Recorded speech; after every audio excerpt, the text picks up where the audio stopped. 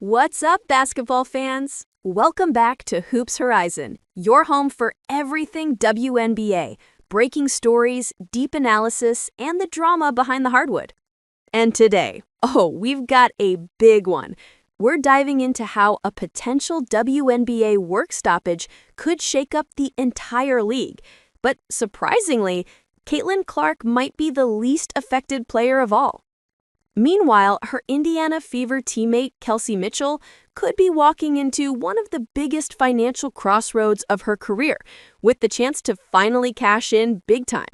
We're breaking down what's at stake, who wins, who loses, and what this means for the Fever's future as a potential dynasty in the making. So make sure to hit that like button, subscribe if you haven't already, and let's get right into it. All right, here's where things stand. The WNBA is approaching a massive CBA deadline, November 30th to be exact. If the Players' Union and the league don't reach an agreement, we could be looking at something nobody wants to see, a work stoppage or even a lockout heading into 2026. This isn't just some paperwork issue. A new CBA means big shifts in salaries, player movement, endorsement opportunities, and possibly even team-building rules. And with the WNBA finally riding the wave of new fan interest, thanks in no small part to Caitlin Clark's rookie explosion, the league absolutely cannot afford to lose momentum now. Think about it. This past year was the most watched WNBA season in history. The Fever went from one of the league's quietest franchises to must-see TV overnight. The Caitlin Clark effect is real, and the league knows it. The stakes are sky high. Now, let's talk about why Caitlin Clark wouldn't be sweating a work stoppage. According to ESPN's Michael Vopel, even if the WNBA were to shut down temporarily, Caitlin Clark's financial situation is bulletproof. Why? Because her off-court empire is already enormous. We're talking Nike, Gatorade, State Farm, and a handful of other endorsement deals that pay her millions, far beyond what any WNBA salary could provide. Her rookie contract with the Fever might look modest compared to NBA standards, but her overall brand value, that's superstar-level wealth. Even in a lockout, Clark's income streams wouldn't dry up. She'd still be doing commercials, promotions, possibly global tours, or even training camps. She's not tied to her WNBA paycheck for survival. That's a rare position, one shared by very few in women's basketball. And that right there is what separates Caitlin Clark from the rest of the league. She's not just a player. She's a brand, a movement, and the face of an entire generation of new WNBA fans.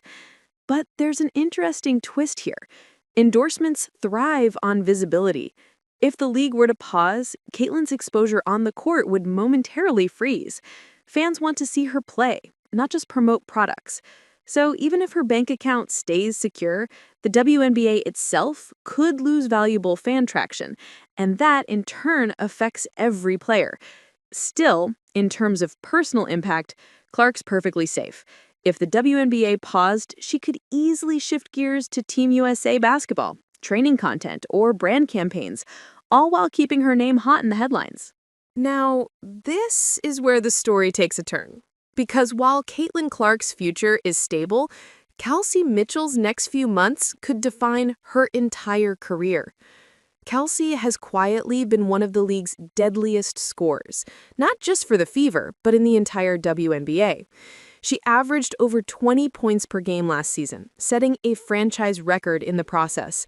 She's a three-time All-Star, an elite offensive weapon, and easily one of the top pure shooters in the game.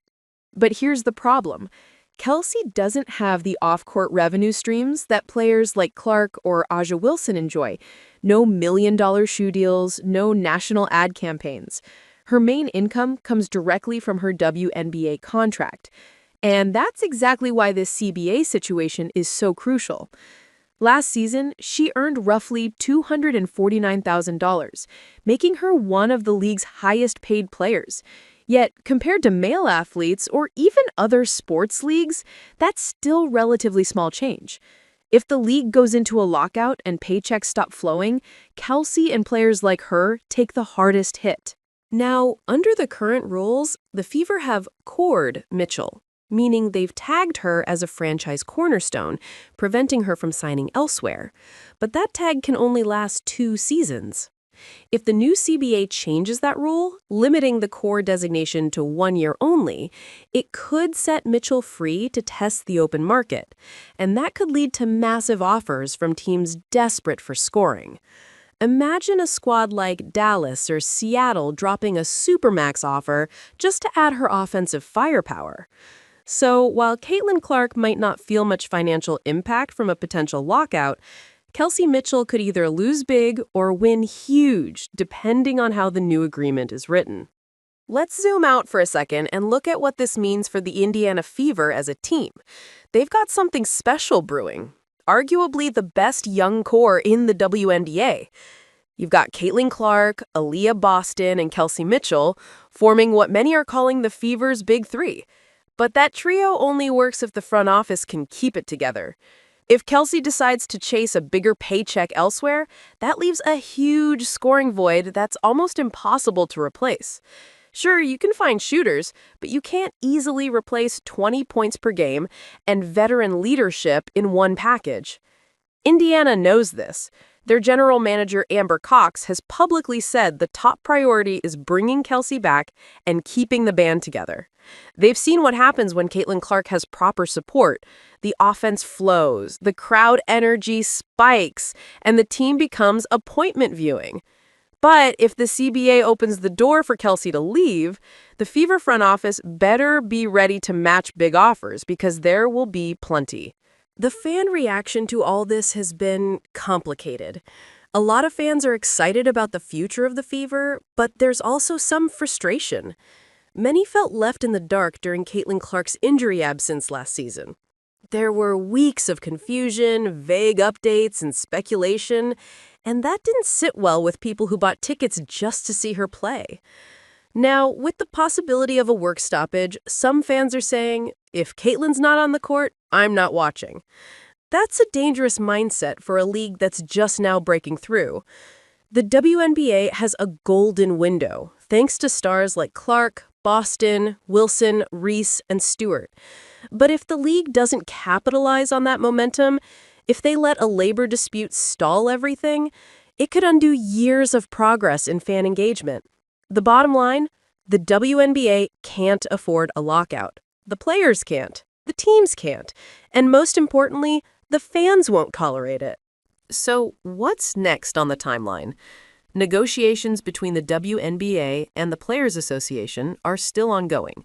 If they reach a deal before November 30th, everything stays on track. Training camps, preseason, the draft cycle, all good. But if the deadline passes without progress, the league could see a freeze on player transactions, contract signings, and possibly even team activities. That would ripple through every roster, every endorsement deal, and every offseason plan. And that's where Caitlin Clark's position as a global brand might ironically highlight the financial gap between her and the rest of the league. She'll be fine. Kelsey Mitchell, though? She's playing high-stakes chess with her career on the line. At the end of the day, the story isn't just about two players, it's about the future of the WNBA. Caitlin Clark represents security, fame, and financial stability. Kelsey Mitchell represents the heart of the everyday player, the ones who grind year after year for a fair deal and respect for their craft. If the league wants to keep both sides happy, the superstars and the grinders, the next CBA has to deliver balance. Players like Mitchell deserve to see the rewards of their talent without needing a shoe deal to make ends meet. And for the Fever, the message is clear.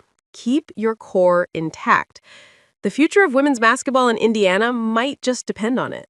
So what do you think, Hoops Horizon family? Should Kelsey Mitchell chase a supermax deal somewhere else, or stay loyal and keep building with Caitlin Clark and Aaliyah Boston? And do you think the WNBA will actually risk a work stoppage when the league is hotter than ever? Drop your thoughts in the comments below. Don't forget to like this video, subscribe for more daily WNBA and Hoops updates, and turn those notifications on because we've got more fire stories coming your way soon. Until next time, this is Hoops Horizon, where the game never stops.